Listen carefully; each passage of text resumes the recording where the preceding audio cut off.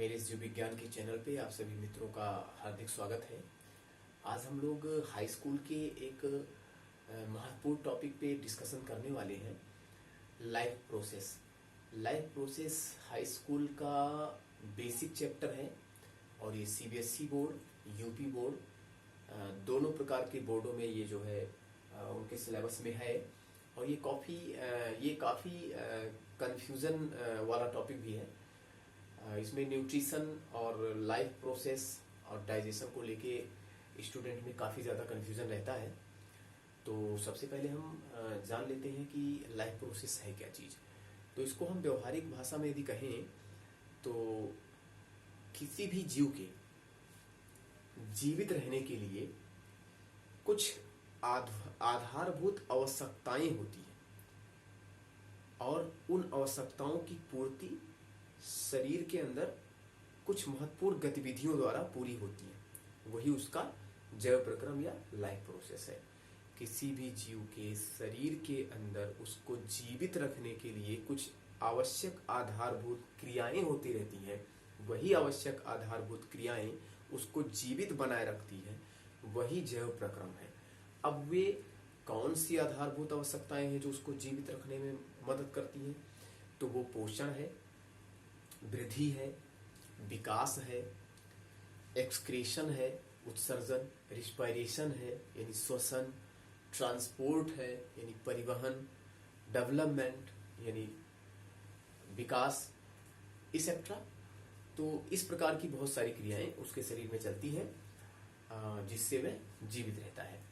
तो आइए सबसे पहले हम डिफिनीशन देखते हैं कि लाइफ प्रोसेस की डिफिनीशन क्या है। These basic important activities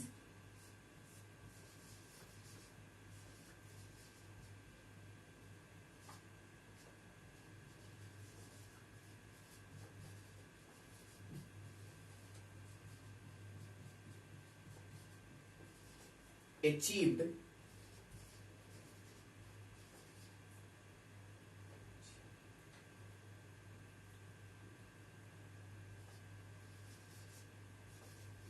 by an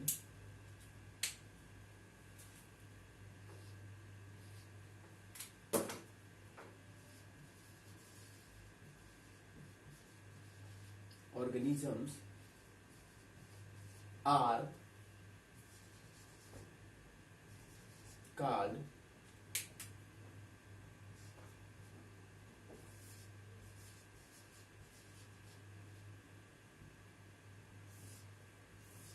life process.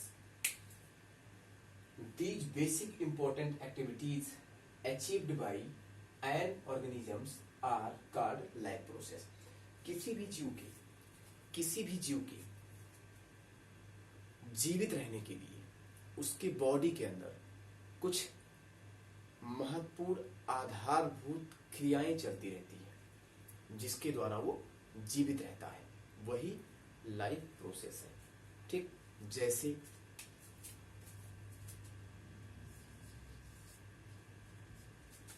Nutrition,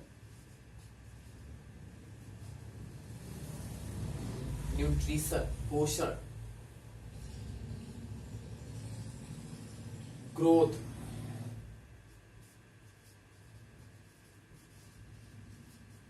transport,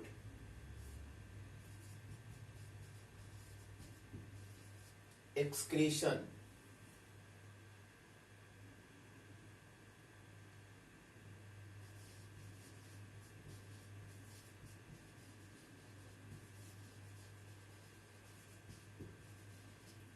protoplasm formation,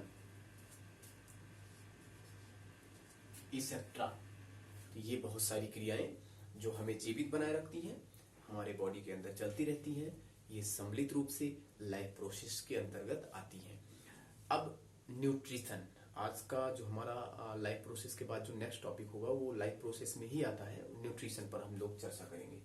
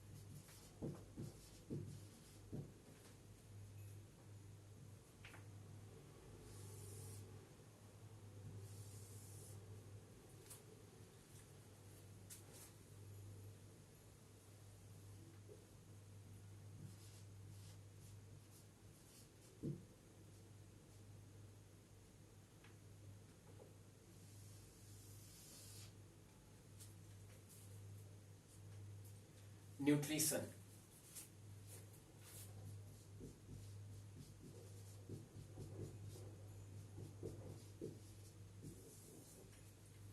पोषण, पोषण क्या है? The process of taking of food, भोजन को ग्रहण करने की एक प्रक्रिया है। ठीक, सबसे पहले हम भोजन को ग्रहण करते हैं एंड यूजिंग फॉर, जब हम भोजन को ग्रहण कर लेते हैं तो यूज किसके लिए करते हैं? वृद्धि के लिए, विकास के लिए, मरम्मत के लिए। That is called nutrition.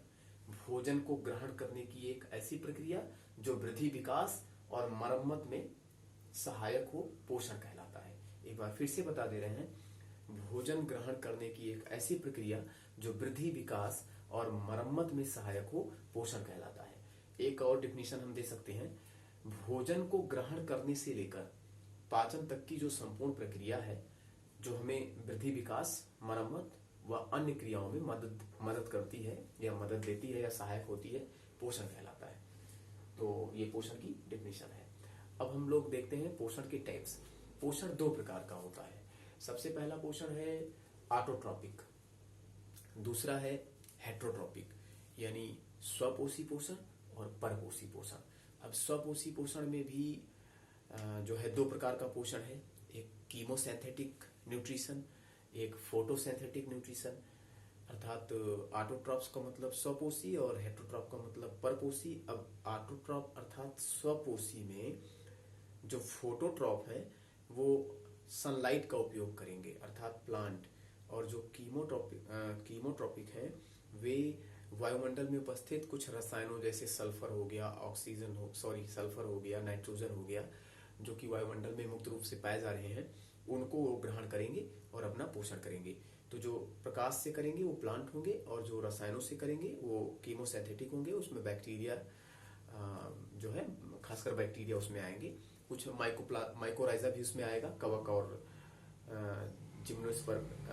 और जिम्नोस्पर्मी का प्लांट रूट, दोनों का एसोसिएशन माइकोराइजा है।